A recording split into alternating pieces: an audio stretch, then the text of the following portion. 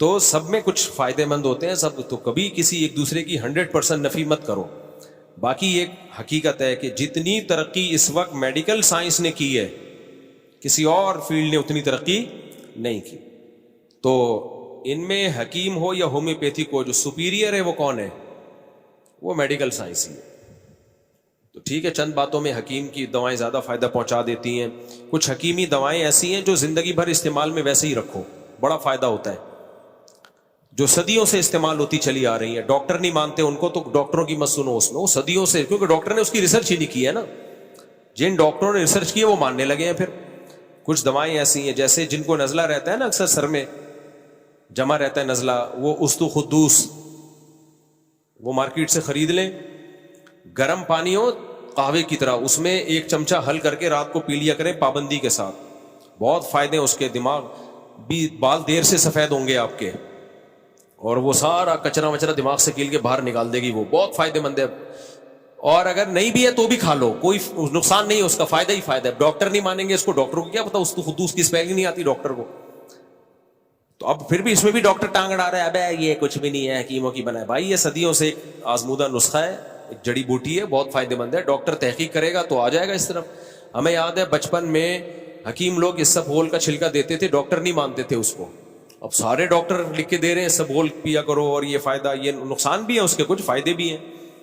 تو اسی طرح حکیموں کی ایک دوا ہے معجون فلاسفہ. کبھی بیٹھو گے تو حکیموں کی دواؤں کی فہرست بتاؤں گا میں آپ کو. معجون فلاسفہ اتنی زبردست چیز ہے. جوارش کمونی، آہا، مزہ نہ آئے پیسے واپس. پیٹ کے لیے اتنی بہترین دوائی ہے، زیرے سے بنتی ہے، زیرے سے.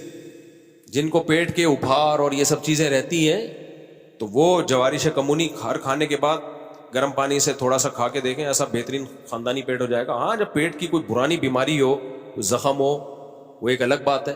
چھوٹے موٹے تو یہ نہیں سے ہو جاتے ہیں. جو شاندار یہ جو جڑی بوٹیوں والا آتا ہے، یہ نہیں جو آپ قہوہ کی شکل میں پیتے ہیں، یہ جو جڑی بوٹیوں والا جو شاندار ہے نا، جڑی بوٹیوں والا، اتنا فائدہ مند ہے صحت کے لیے. آپ کو نزلہ ہو دیر سے ٹھیک کرے گا، یہ دیر سے، لیکن خاندانی ٹھیک کر دے گا آپ کو.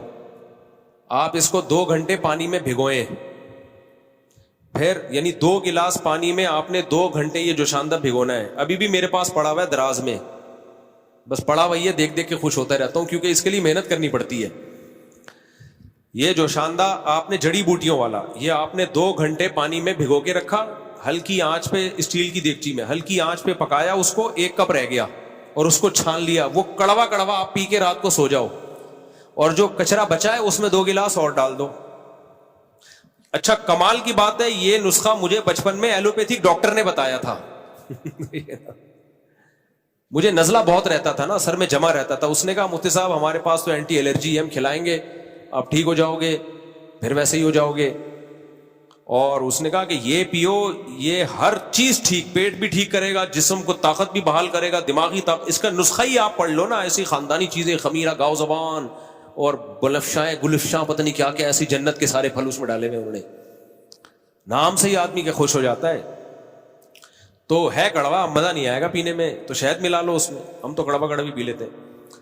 آپ رات کو پیو، پی کے سو جاؤ، اور وہ آپ نے جو وہ تھا نا، وہ 2 گلاس پانی دوبارہ اس میں ڈال دیے. صبح پھر اسے بوائل کرو اور 1 کپ رکھ لو، پھر وہ بھی پی لو نہار منہ خالی پیٹ. چند دن پی کے دیکھو، ایک دم فائدہ نہیں ہوگا. 3-4 دن کے بعد آپ دیکھو سر سے پرانا فرنیچر، پرانے جو چیزیں نکلیں گی نا، جو چیزیں نکلیں گی ناک کے راستے، پرانا فرنیچر، پرانے لحاف، دادی کا جہیز، ٹوٹی ہوئی الماریاں، جیسے پرانے گھر سے نہیں سامان نکل رہا ہوتا جب صفائی ہوتی ہے، پرانے چپل، یہ سب کچھ نکلے گا سر سے. حقیقت.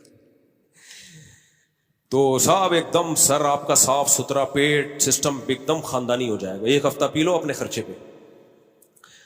اچھا ایک ڈاکٹر، ابھی پچھلے ہفتے کا واقعہ ہے، زیادہ پرانا نہیں، ایلوپیتھک ڈاکٹر ہے. دیکھو ہمیں فائدہ یہ ہوتا ہے کہ ہم ہر طبقے سے ملتے ہیں، ہر ایک کی رپورٹیں ملتی رہتی ہیں، تو آپ کے سامنے شیئر کرنے سے فائدہ یہ ہوتا ہے کہ آپ کی بھی نالج میں اضافہ ہو جائے گا. ایلوپیتھک ڈاکٹر ہے، بہت خاندانی.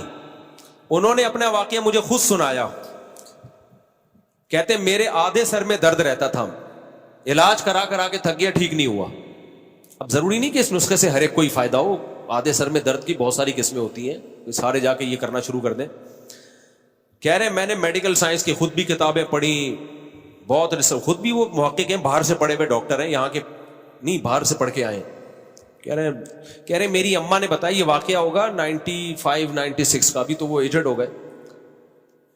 کہہ رہے میری اماں نے بتایا ادھر قبلہ حکیم صاحب ہے ان کے پاس چلا جا. وہ حکیم بھی انا للہ ہو چکا ہے ان کا, بوڑھے حکیم تھے, شاید حکیم مرسلین ہی نہ ہو جن کے پاس میں ٹھیک ہوا تھا جا کے. وہاں حکیم صاحب ہے ان کے پاس چلے جاؤ. میں نے کہا یہ حکیموں کو میں نہیں مانتا. اماں نے کہا بیٹا بوڑھے لوگ ہیں حکیموں سے علاج کراتے رہے, ایک دفعہ چلے جاؤ. کہہ رہے میں نے اماں کا دل رکھنے کے لیے چلا گیا. میں یہ پچھلے ہفتے کا واقعہ ہے. ڈاکٹر صاحب سن بھی رہے ہوں گے جب میں بیان کروں گا نا, یہ بیان جاتا ہے وہ ڈاکٹر صاحب بھی سنتے ہیں, اس لیے میں کہہ رہا ہوں کہ پھینک نہیں رہا ہوں میں, مجھے پتا ہے وہ ڈاکٹر کہہ دیں گے جھوٹ بول رہا ہے بھائی. تو کہتے ہیں میں آدھے سر میں درد رہتا تھا میرے. کہہ رہے میں گیا ہوں, میں نے وہ قبلہ حکیم صاحب بوڑھے, انہوں نے پتہ نہیں نبض دیکھی ہوئی ہوگا, مجھے کوئی معجون دے دی اور مجھے کہا یہ کھاؤ کچھ چورن چٹنی کچھ نا. کہا 3 دن میں یہ درد کم ہونے کے بجائے بڑھے گا, 3 دن تک یہ اور بڑھے گا اور ناک بھی بھاری ہو جائے گی, سانس بھی بند ہو سکتا ہے, لیکن برداشت کرنا, کھاتے رہنا ہے.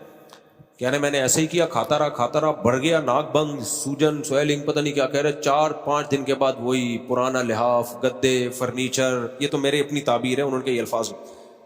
کہہ رہے جو ناک بہنا شروع ہوئی ہے, اتنا کچھ اندر سے مال ملادہ نکلا ہے, فٹ فاٹ. کہتے ہیں وہ دن آج کا دن, کتنے 20 سال ہو گئے فٹ فاٹ, اس سے بھی زیادہ بلکہ. تو اس لیے کسی بھی چیز میں مبالغہ آرائی ٹھیک نہیں ہے. ڈاکٹر جو کہہ دیتے ہیں حکیم کچھ بھی نہیں, بھائی ایسا نہیں ہے. آپ نے وہ حکمت پڑھی ہوتی تو پھر آپ بات کرتے.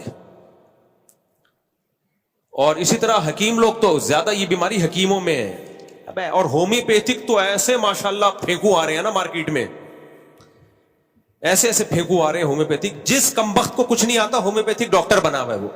جرمنی میں سب سے مشکل کام ہومیوپیتھک ڈاکٹر بننا ہے, جہاں سے یہ فن آیا ہے. یہ جرمن ڈاکٹر تھا نا ہومیوپیتھک کا بانی, وہاں آپ کو وہ ایک پورے شہر میں 1-8 ڈاکٹر ملے گا. ہمارے ہاں جس کو کچھ نہیں آ رہا وہ ہومیوپیتھک کورس کر کے کیا بنا ہوا ہے, ہومیوپیتھک ڈاکٹر بنا ہوا ہے.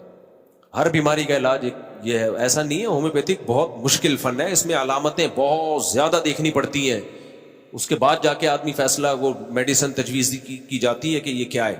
تو ہر فیلڈ میں اچھے بھی ہیں برے لوگ بھی ہیں, کسی کی بھی آپ 100% نفی نہیں کر سکتے. تو یہ قوم کی ایک بیماری ہے ہماری. حکیم سعید صاحب بہت زبردست حکیم تھے. وہ پاکستان میں چند ایک حکیم اجمل ہو گیا, حکیم مرسلین, حکیم سعید, یہ بڑے خاندانی حکیم گزرے, بہت ایکسپرٹ تھے یہ لوگ. ان کی اچھی بات پتہ ہے کیا تھی حکیم سعید صاحب کی بات یہ تھی کہ بعض دفعہ ان کو پتا ہوتا تھا اس بیماری کا ایلوپیتھک میں آسان علاج ہے اور اچھا, وہ ایلوپیتھک دوا لکھ کے دے دیتے تھے. لوگ پھر اس سے چڑھتے تھے کہ یار وہاں حکیمی علاج کرانے آئے ہیں. تو ان کی بات یہی ہوتی تھی تمہیں آم کھانے سے مطلب ہے یہ پیڑ گننے سے مطلب ہے, آم کھانے سے مطلب ہے پیڑ گننے سے. مجھے یاد ہے ایک حکیم صاحب ہوا کرتے تھے, میں ان کے پاس چلا گیا, وہ ان کو شہید کر دیا دہشت گردوں نے. اچھے لوگ ویسے ہی شہید ہو جاتے ہیں بیچارے.